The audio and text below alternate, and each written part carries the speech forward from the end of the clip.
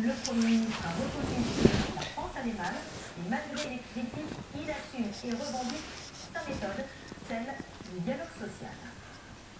Venons-en maintenant au combat de cette mère de famille. En 2009, son fils était tué de 48 coups de couteau. Mais aujourd'hui, elle est anéantie car elle vient d'apprendre que le dossier a été classé faute de preuves, ce qui est assez rare après seulement 3 ans d'enquête. Éric Hervé et Frédéric Bayard. C'était le 8 juillet 2009, en plein cœur de Vénissieux. Yves Le Rebourg est sauvagement poignardé dans son appartement. C'est sa mère qui va découvrir le corps gisant dans une mare de sang. Le jeune homme de 32 ans a été frappé de 48 coups de couteau. 48, oui. Moi, j'en ai vu qu'un. Heureusement, d'ailleurs, parce que j'ai vu que le sang sur le t-shirt. C'est pas grave. Parce que je crois que là, je sais pas. Je sais pas ce que j'aurais pu faire. Mais seulement 3 ans plus tard, faute d'éléments probants, l'affaire vient d'être classée. Inacceptable pour cette mère de famille, inconsolable. Il y a tout le temps des questions, tout le temps. Puis alors, quand je vais sur sa tombe, c'est encore pire. Je me dis, si ça se trouve, c'est peut-être quelqu'un que je connais, c'est peut-être quelqu'un que je côtoie, c'est peut-être quelqu'un qui me téléphone, c'est peut-être quelqu'un... On ne sait pas. Car des éléments, il y en avait. Une empreinte de chaussure dans le sang de la victime et la photo brûlée d'une femme trouvée dans sa boîte aux lettres et qui a mystérieusement disparu. 2 suspects ont bien été interrogés, mais avec des indices solides, ils ont été relâchés. Yves Le Rebourg, un temps toxicomane, aurait peut-être versé dans le trafic de drogue. Il aurait même été contacté par la police pour servir d'indic. A-t-il été tué pour cela? En tout cas, le meurtre a eu lieu en plein après-midi, sans que personne ne voit ni n'entende rien. C'est un quartier où on doit rester silencieux, ne pas parler, on se dit, peut-être sous couvert de la mémoire, peut-être en sachant qu'il n'y a plus d'instruction, peut-être que quelqu'un va réagir, après sa conscience, et va pouvoir témoigner peut-être. Que les langues se pays, c'est sans doute le dernier espoir pour Marie-Geneviève de connaître enfin la vérité sur la mort de son fils.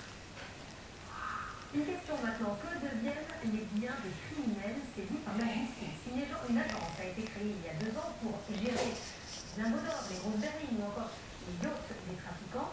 Quel bilan en tirer? C'est sur ce sujet que vous nous avez posé vos questions et pour y répondre ce soir, Franck Hénard. La première question, Franck, combien recense-t-on de saisis?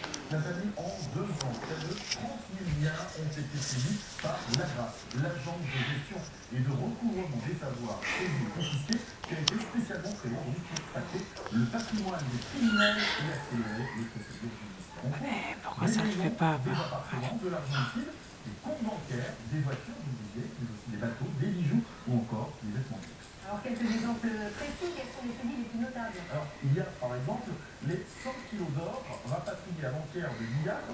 La valeur de ce butin saisi auprès d'orpailleurs clandestins pourrait atteindre les 4,2 millions d'euros. Autre exemple, le yacht de Ziad Fakhedine, le sulfureux homme d'affaires libanais soupçonné de malversation financière. La vente de la Diva pourrait être organisée prochainement avant même que l'affaire ne soit jugée. Sa valeur est estimée à 4 millions d'euros. Enfin, une villa lyonnaise saisie dans le cadre d'une affaire de trafic de drogue est à vendre pour 500 000 euros. Dernière question, que deviennent les biens saisis? Alors, l'ancien suspect est arrêté. Les biens qu'il a acquis frauduleusement sont saisis et peuvent être vendus, je vous disais, sans que le procès ait lieu. Le fruit de la vente est placé sur un compte de la Caisse des dépôts et consignations. Quand il s'agit de drogue, d'armes ou de contrefaçon, tout est détruit. Si au moment du procès, le suspect est blanchi, l'argent récolté lui est restitué.